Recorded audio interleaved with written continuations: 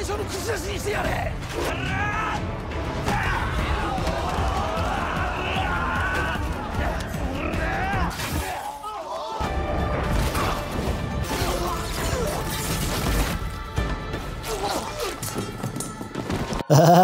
Sobat Azu Film, gimana kabar kalian hari ini? Semoga tetap sehat ya.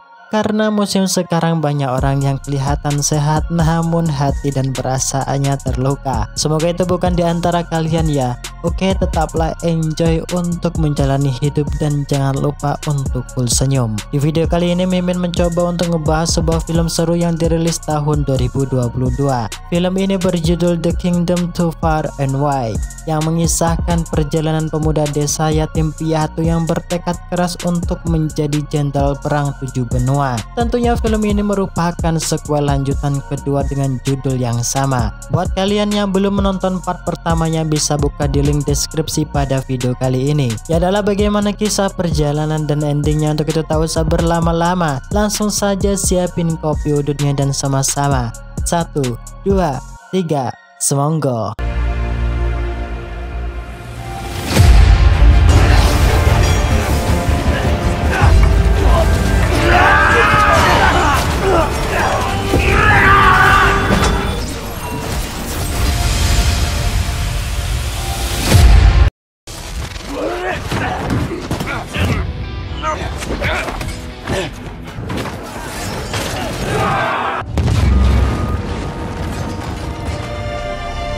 Di film sebelumnya, Raja Qin muda berhasil menuntaskan kejahatan dari perang saudara yang dipelopori oleh adik kandungnya sendiri. Tentu Raja Qin muda tak sendirian untuk mempersatukan kerajaan Qin yang sempat terpecah belah, yang mana ia dibantu oleh Li Xin, yang merupakan budak desa yang terkenal akan teknik pedang pembelah batu handalanya. Tak hanya itu, Raja Qin muda juga dibantu para suku gunung yang dipimpin oleh Yang Duanhe. Namun perang saudara yang usai terjadi saat itu hanyalah sebagai awal mula, sebab Raja Qin muda yang bernama Yin Sheng mempunyai mimpi dan cita-cita untuk mempersatukan wilayah dataran Cina menjadi satu negara ataupun di bawah pimpinan satu raja. Begitu halnya dengan Li Xin yang tetap berisi keras menjadi jenderal perang terhebat nomor 1 di 7 benua untuk membanggakan sahabatnya yang sudah tiada. Beberapa bulan pun setelah memenangkan peperangan antar saudara, terlihat sang Raja Muda Qin yang sedang mengatur strategi perang di ruang rahasianya. Tiba-tiba ia dikejutkan akan kehadiran kedua ninja assassin yang seketika melesatkan serangan ke arahnya. Dalam kondisi yang tak siaga itulah, tentu Raja Qin muda kewalahan dan tak mampu menandingi kedua assassin tersebut, yang untungnya dalam kondisi terdesak. Para pasukan kerajaan yang dipimpin Jenderal Cheng Wen datang membantu sang Raja Muda Qin. Namun terlihat para pasukan kerajaan dibuat kocar-kacir tak berdaya melawan kehebatan kedua assassin tersebut yang memiliki kemampuan pedang di atas rata-rata. Melihat kondisi yang semakin genting itulah, tiba-tiba seorang budak desa datang melesat menghajar kedua assassin tersebut dengan kemampuan pedang pemecah batu yang dikuasainya. Ya, tak lain pemuda tersebut ialah Li Xin. Dengan sedikit cengengesan inilah Li Xin menantang kedua pendekar assassin untuk dapat membunuhnya terlebih dahulu jika bisa. Mendengarkan ungkapan yang tak mengenakan, tentu mereka sangat berambisi agar dapat membunuh Li Xin.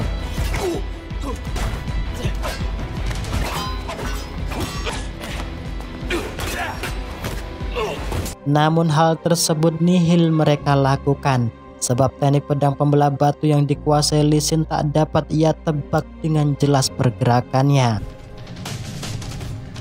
Salah satu assassin yang masih hidup yang menggertak Raja Qin muda dengan mengatakan, jika Ciyu datang pasti kalian akan binasa semuanya. Mendengarkan akan nama tersebut, Raja Mudakil menjelaskan di hadapan Lee Sin dan yang lainnya bahwa Chiyu merupakan klan pembunuh legendaris yang memiliki kekuatan super membunuh secepat kilat tanpa meninggalkan bekas luka. Bahkan klan Chiyu juga dijuluki sebagai macan liar atas prestasinya yang mampu menggempur dan melulantakan negara kecil cukup dalam waktu 1 jam. Mendengarkan akan ungkapan tersebut membuat Lee Sin semakin terbakar semangat dengan mengatakan di hadapan Raja Mudakil untuk tak usah terlalu takut dengan ancaman tersebut. Sebab yang harus diselidiki saat ini ialah jati diri asal-usul keberadaan kedua pembunuh assassin tersebut. Tak berselang lama dari perbincangan yang serius, salah satu pasukan kerajaan melapor di hadapan Raja Qin muda jika saat ini negara kerajaan Wei sudah mengibarkan bendera perang dan berhasil memasuki perbatasan kerajaan Qin. Mendengarkan akan kenyataan tersebut, Raja Qin muda yang tak ingin misinya gagal untuk mempersatukan dataran Cina, ia memerintahkan Panglima Jenderal Perang yang bernama Bai Gong untuk segera merancang strategi menggempur negara kerajaan Wei di perbatasan dataran Dakan. Tak hanya itu, Raja Qin muda juga menyuruh Lee Sin agar dapat ikut parti dalam peperangan, sebab musuh yang saat ini mereka hadapi memiliki seorang jenderal perang yang ganas serta ahli dalam strategi. Mendengarkan akan hal tersebut, dengan semangat membara, Lee Sin mengatakan siap laksanakan di hadapan Raja Qin muda.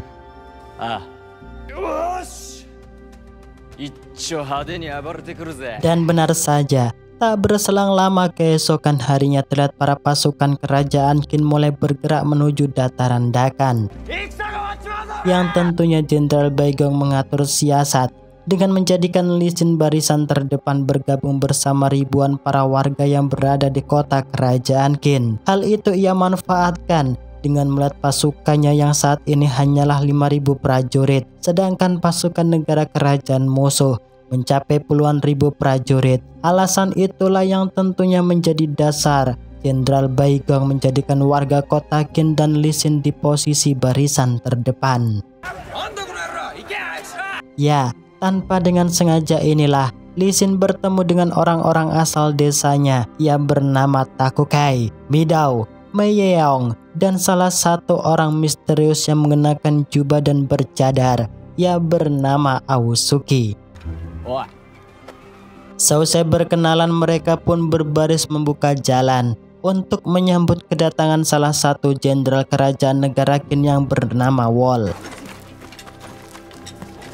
Karena sebelumnya sudah saling mengenal, Lee Sin seketika berlari menghampiri sang jenderal tersebut yang membuat semua orang tercengang melihat keakraban Lee Sin dengannya. Di sini Wol bercerita memberitahu Lee Sin jika pasukan kerajaan negara Wei di bawah pimpinan Jenderal Ao Geong dengan bala tentara pasukannya berjumlah 90.000 pasukan berhasil memasuki dataran Dakan dan membakar habis desa yang berada di sana. Mendengarkan laporan jika bala pasukan musuh sudah menguasai bukit di dataran Dakan, Jenderal Panglima Bai Gong kembali mengatur siasat perang dengan mengirim tentara bantuan di bawah pimpinan Komandan Pak Hosin. Hal itu ia lakukan tak lain agar dapat merebut kembali perbukitan yang telah dikuasai oleh musuh. Karena tak memiliki waktu banyak, setibanya di dataran Dakan, Jenderal Pak Hosin menyuruh pasukan barisan terdepan agar dapat segera melancarkan serangan menuju perbukitan.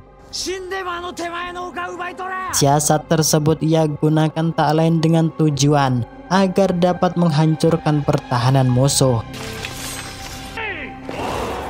Melihat jika pasukan negara Qin mulai bergerak, Panglima Jenderal Ao Geong mengutus bawahannya yang bernama Gong Yuan untuk segera meluncur mengatur barisan pertama dan kedua dengan siasat bertahan dan menyerang.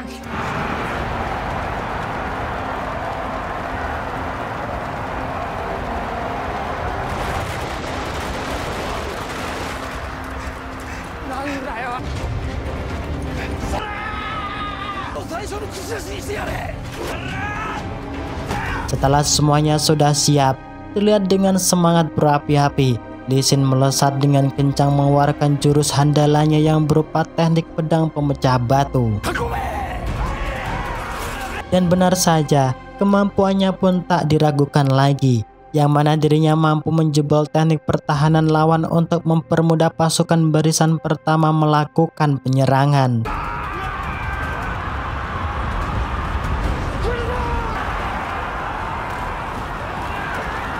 Tak hanya itu, terlihat Lee Sin juga berhasil menumbangkan komandan pasukan negara Wei yang berada di atas barak cukup dengan loncatan macan yang ia kombinasikan dengan monyet hutan.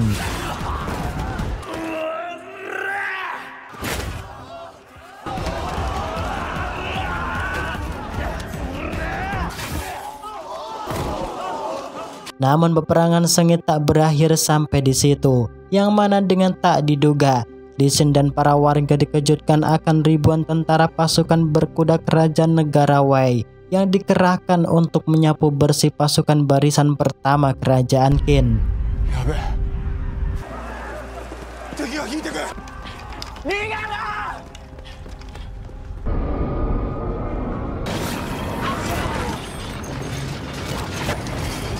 Menyadari jika pasukan barisan pertama dalam mode terdesak, salah satu prajurit melapor akan kebenaran tersebut di hadapan Jenderal Baigong.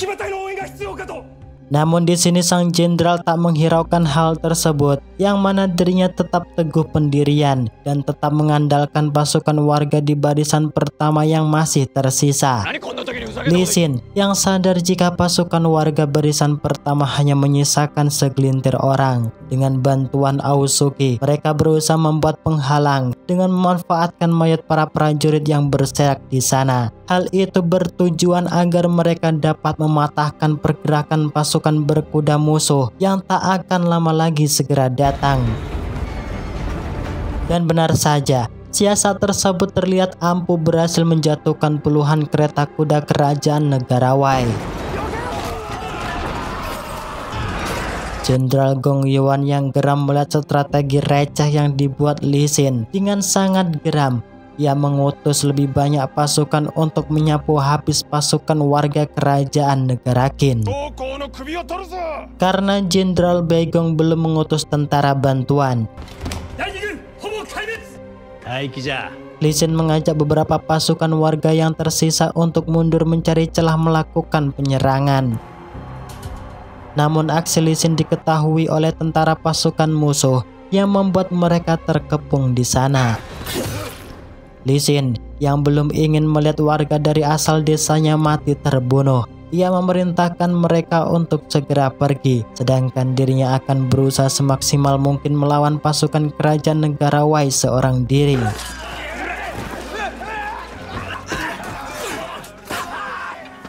Aosuki yang tak tega melihat Lee Sin berjuang sendirian, ia pun seketika melesatkan pedangnya yang membuat Lee Sin termelongo.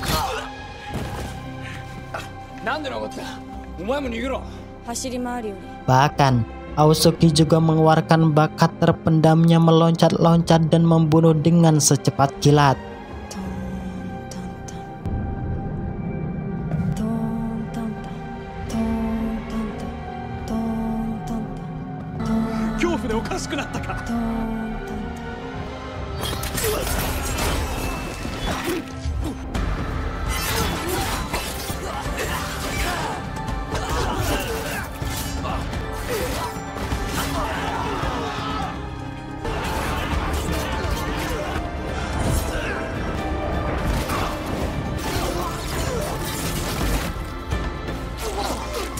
Karena pasukan musuh yang tiada habisnya, hal itu tentu membuat Aosuki kehabisan nafas dan tak kuat lagi untuk menyerang.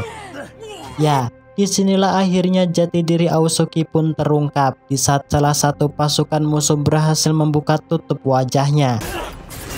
Dalam mode bahaya, Aosuki mengajak Lee Sin untuk kabur melarikan diri dengan cara terjun bebas ke dalam jurang. Mengira jika mereka sudahlah binasa, pasukan kerajaan negara Wei tertawa terbahak-bahak sambil meninggalkan tempat tersebut. Tak berselang lama dari kepergian pasukan kerajaan Wei, terlihat Sin terbangun dari pingsannya dengan luka yang sudah diobati Aosuki. Sin yang mengetahui jika Aosuki ialah perempuan, ia pun bertanya akan tujuannya ikut dalam peperangan. Di sini Aosuki menjelaskan, Alasan dirinya ikut parti dalam peperangan tak lain untuk balas dendam atas kematian kakaknya yang dibunuh oleh seseorang yang berasal dari kerajaan negara Wei. Karena belum menemukan jawaban akan asal-usul jati diri Aosuki yang sebenarnya, Shin seketika teringat akan ucapan Raja Muda Qin seusai melihat mata Aosuki yang memiliki tatapan sendu. Ya, tak lain Aosuki berasal dari klan Chiu. Shin yang penasaran akan rumor kehebatan klan Chiu, ia menanyakan langsung akan kebenarannya pada Aosuki. Di sini ia menjelaskan dan menceritakan akan masa lalunya, yang mana ia terdidik, dibesarkan serta dilatih di dalam klan Chiu untuk menjadi seorang pembunuh bersama kakaknya Kiyosao. Karena klan Chiu masih berpegang teguh dengan prinsip hukum rimba yang kuat akan berkuasa. Hal itu tentu momok bagi klan Chiu yang harus saling bertarung dan membunuh demi mengetahui siapa yang kuat dan hebat untuk dijadikan tetua klan. Malam harinya H-1 sebelum pertarungan dimulai, Kiyosao sang kakak mengatakan keinginannya di hadapan Aosuki jika dirinya ingin menjalani kehidupan baru, tertawa lepas, keluar dari dalam pegunungan, serta mengunjungi sebuah desa yang bernama Nara. Kiyosao yang tak ingin terjadi hal buruk pada adiknya Aosuki, dirinya sengaja memasang obat bius guna menyelamatkan nyawanya.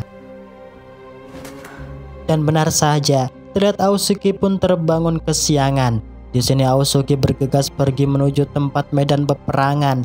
Namun sesampainya di sana ia sangat terkejut melihat puluhan murid klan Chiu yang sudah tersimbah darah tak bernyawa.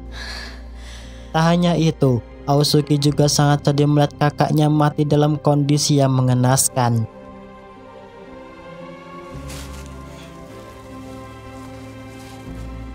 Di sini Aosuki baru sadar jika yang membunuh kakaknya ialah Yuryun yang merupakan musuh bebuyutan Kiyosao kakaknya. Tentu atas dasar itulah ia berisik keras ikut parti dalam peperangan agar dapat menemukan titik keberadaan Yuryun untuk membalaskan dendam. Mendengarkan akan cerita tersebut, Shin menyemangati Aosuki agar tetap hidup demi membalaskan dendam serta mewujudkan mimpi kakaknya yang berkeinginan hidup bebas dan tertawa lepas. Begitu halnya dengan Shin, ia berkata di hadapan Aosuki jika suatu saatnya nanti dirinya pasti akan menjadi jenderal besar terhebat nomor 1 di dunia. Tak berselang lama keesokan paginya, Shin dan Aosuki bergabung kembali dengan pasukan warga yang tersisa. Dari atas tebing itulah mereka melihat pasukan barisan pertama kerajaan Qin berhasil dilulantakkan oleh musuh.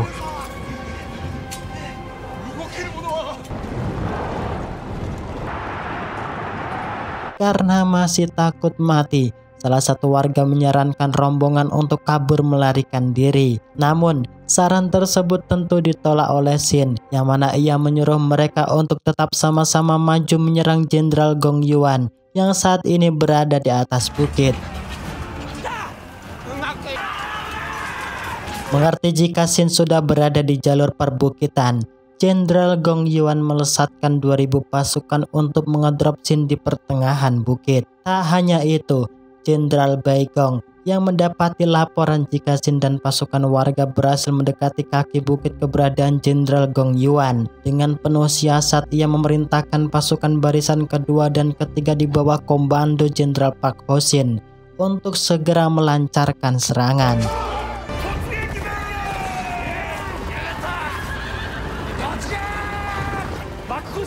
Jenderal Park Ho-shin yang mengetahui Shin bersama pasukan warga berada di bawah kaki bukit. Ia memerintah Jenderal Well untuk membabat habis pasukan musuh di dataran Dakan. Sedangkan ia akan membawa sebagian pasukan untuk menuju kaki bukit, membantu Shin dan pasukan warga desa.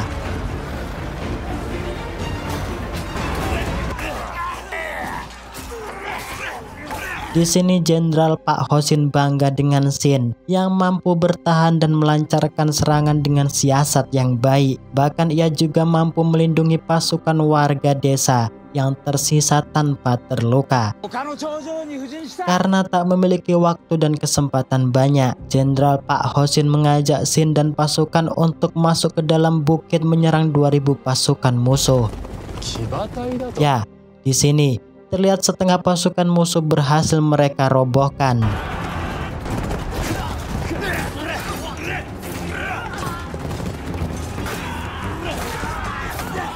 Karena keberadaannya sudah tak jauh, Jenderal Pak Hoshin kemudian mengajak Shin seorang diri untuk ikut maju menuju markas Jenderal Gong Yuan di atas bukit. Namun, di sini Shin bingung sebab ia takut mengecewakan teman-temannya yang sudah berjuang bersama sekuat tenaga hingga sejauh ini. Mengerti jika Shin memiliki mimpi dan cita-cita menjadi Jenderal Panglima Perang terhebat nomor 1 di dunia, Takukai, Midao, dan Mie yang menyuruh Shin untuk dapat segera pergi. Dengan api membara inilah, Shin menyerahkan pasukan warga pada Aosuke untuk dapat mengomando peperangan.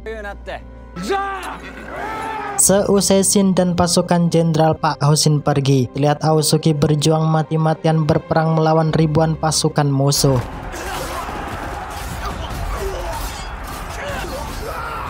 Tak hanya itu, Aosuke juga hampir kehilangan nafas demi menyelamatkan Midao.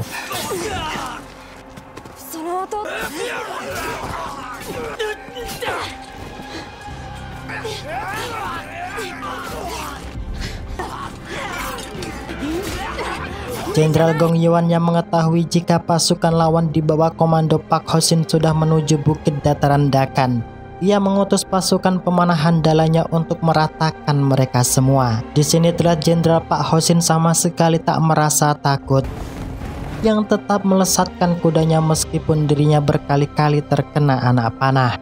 Sadar jika jarak mereka sudah tak jauh, Shin berusaha menangkis serangan anak panah tersebut hingga pada akhirnya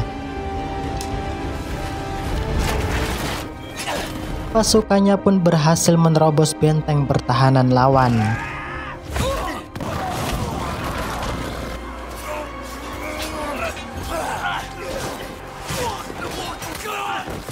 Dalam keadaan tertatih-tatih inilah, Jenderal Pak Hoshin tetap menghampiri Jenderal Gong Yuan meskipun nyawa yang menjadi taruhannya. Dikira urusannya sudahlah beres, namun tak disangka Komandan Pak Hoshin masih mampu melakukan perlawanan dengan melesatkan belati ke leher Jenderal Gong Yuan. Ya, disinilah Komandan Pak Hoshin berteriak jika Jenderal Gong Yuan berhasil ia tumbangkan. Para prajurit kerajaan negara Wei yang mengetahui hal tersebut, mereka pun kocar-kacir kabur melarikan diri menuju wilayahnya. Di detik hembusan nafas terakhir, Jenderal Pak Hoshin menasihati Shin dengan mengatakan untuk tetap semangat karena kemenangan sudahlah di depan mata. Tak berselang lama dari kematian Jenderal Pak Hoshin, terlihat pasukan warga dan Aosuke datang menemui Shin di atas bukit. Di sini Shin melihat ribuan pasukan musuh masih berbaris rapi di bawah pimpinan Jenderal Ogeong. Melihat hal tersebut tentu Shin dan pasukan lainnya ciut mental sebab mereka kalah jumlah serta pesimis untuk dapat menang dalam peperangan. Namun tak disangka, tiba-tiba semua prajurit dikejutkan akan kehadiran Jenderal Panglima Agung yang sudah lama pensiun. Ia bernama Jenderal Aoki, yang merupakan satu-satunya Jenderal Panglima Agung dinasti Qin yang memiliki pusaka tombak paling terpanjang, serta sosok jenderal itulah yang selalu menginspirasi Shin untuk menggapai cita-citanya menjadi sosok jenderal terkuat dan terhebat tiada tanding di 7 benua. Karena sudah pensiun, tentu kedatangannya di atas bukit bukanlah untuk ikut parti dalam peperangan, melainkan ia hanya sebatas lewat untuk menikmati pemandangan yang tak biasa di atas bukit. Di sini sang Jenderal Agung juga sedikit mewajangi Shin lewat pengalamannya dalam berperang, di mana dalam peperangan seorang jenderal yang tangguh tak cukup jika hanya mengandalkan akal untuk menyusun siasat dan strategi berperang. Ya, di sini ia mengatakan dengan tegas di hadapan Shin jika insting serta naluri sangat dibutuhkan dalam berperang untuk mencapai titik kemenangan. Dan benar saja, di sana Shin melihat pasukan di bawah pimpinan Jenderal Baegong mulai masuk menuju medan perang. meskipun pasukannya tak sebanding banyaknya dengan musuh. Paham akan wejangan Jenderal Langit Agung, Shin seketika melakukan tindakan menyusul Jenderal Baigong menuju medan perang. Ya, berkat keberanian dan kegigihan serta naluri insting yang kuat, terlihat Shin berhasil merobohkan satu persatu pasukan kuda musuh yang mengejar Jenderal Baigong.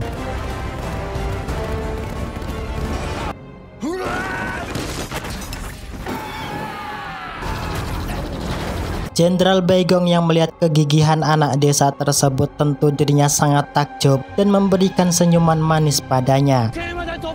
Sesampainya di barisan terdepan musuh, Jenderal Baigong membuka topengnya, menantang Jenderal Ogeong untuk dapat buy one dengannya. Tentu tantangan tersebut disetujui oleh Jenderal Ogeong. Sambil melesat menunggangi kuda itulah perduelan pun dimulai.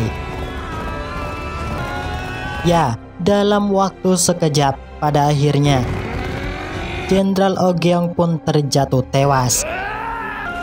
Yang tentunya peperangan pun telak dimenangkan oleh kerajaan negara Qin.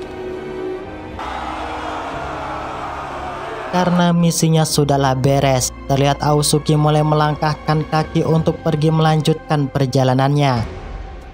Di sini Shin menghampiri Aosuki yang mengatakan serta menasihati untuk tetap berhati-hati di perjalanan. Tak hanya itu, mereka juga saling berjanji untuk dapat bertemu kembali di medan peperangan.